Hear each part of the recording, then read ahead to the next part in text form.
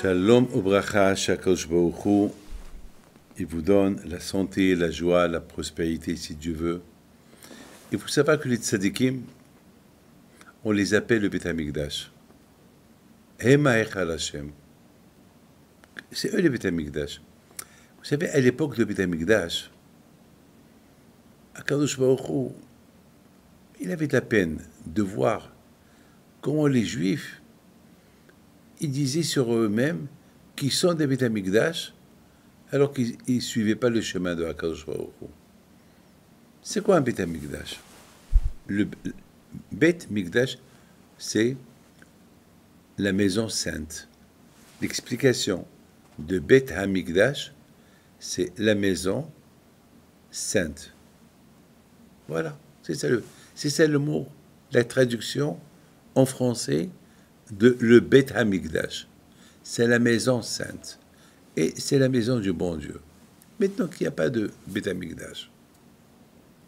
Alors, puisque maintenant il n'y a pas de Beth Amikdash, alors le vrai Beth Amikdash, c'est l'être humain lui-même. C'est lui-même. Qu'est-ce qu'on faisait dans le Beth Amikdash? Il y avait des sacrifices dans le Beth Amikdash. Il y avait là-bas les Kohanim qui travaillaient, qui chantaient, qui vont sacrifier au bon Dieu.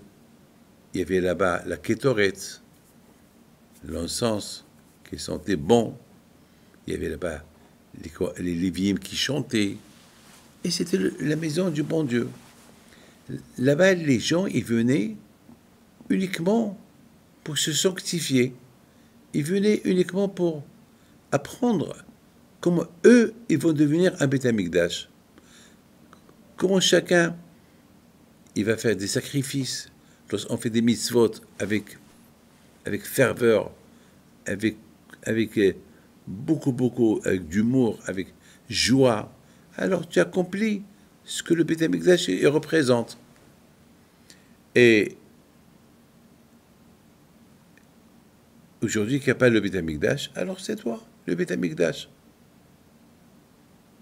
Alors, vous savez, mes amis, que lorsqu'quelqu'un, c'est pour ça que Hachamim disent, lorsqu'quelqu'un il va servir le bon Dieu avec joie, comme s'il a construit le Beth Amikdash. Parce que le fait que la personne elle-même, elle se construit pour pour se mettre en valeur et servir le bon Dieu, alors comme s'il a construit le Beth Amikdash. Eh bien, c'est comme ça. Si nous tous, on se comporte de cette façon, alors nous tous, on est en train de construire le vrai Beth Amikdash. Vous savez, mes amis, lorsqu'on avait le Beth Amikdash, il y avait quelque chose qui se passait dans le Beth Amikdash. Lorsqu'on avait trois fois dans l'année, on allait au Beth Amikdash, 3 fois dans l'année, à Pesach, à Shavuot et à Sukkot. 3 fois dans l'année. Vous savez, mes amis, aujourd'hui, il y a 3 prières par jour. Il y a le matin, l'après-midi et le soir. Voilà. Ça veut dire ça veut dire que à la place d'aller au Beth Amikdash 3 fois dans l'année au Beth Amikdash, voilà, tu vas à la synagogue 3 fois par jour. Et grâce à Dieu, les synagogues, ils ne manquent pas. Et si tu ne peux pas aller à la synagogue, alors prie chez toi à la maison. Si tu peux aller à la synagogue, c'est encore mieux. Donc ça veut dire qu'on peut faire tout pour le Beth Amikdash, soi-même. Mais on a vraiment besoin du vrai Beth Amikdash. Pour avoir le vrai Beth Amikdash, il faut déjà que nous, on soit un vrai Beth Amikdash pour avoir le vrai Beth Amikdash. Je voudrais, mes amis, vous dire une chose.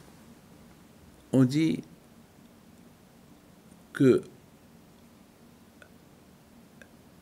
lorsque il y avait des questions de Torah que personne ne pouvait comprendre, ils allaient au Beth Amikdash chez les Kohanim pour demander les Kohanim des solutions de halakha, les solutions.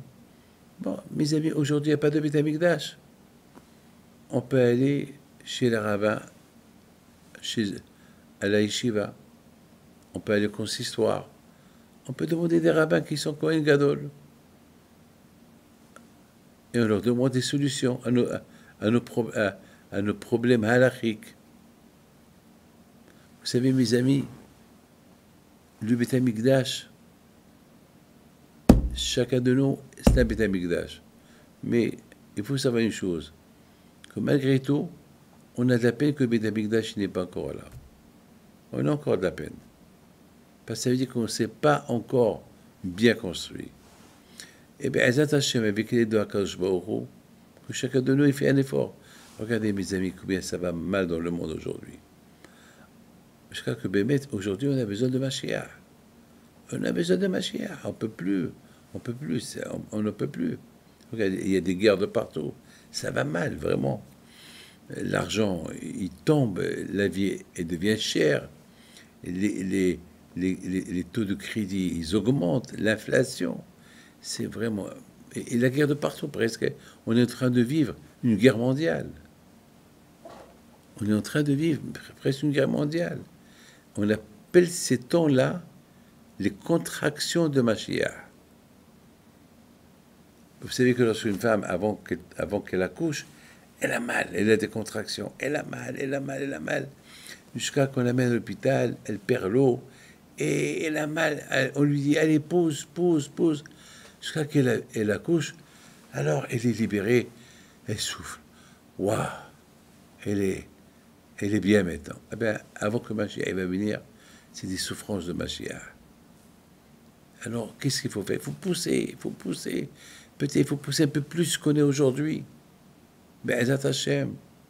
Et si Dieu, Mashiach, va venir, ouf, on a les contractions de Mashiach et les contractions de la femme enceinte.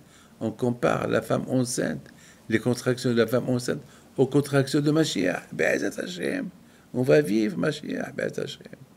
Alors, mes amis, tous ensemble, soyons un vrai Beth Amikdash et que Akadosh Baruch Hu vous protège, vous donne le Baruch Havetzlacha. Amen.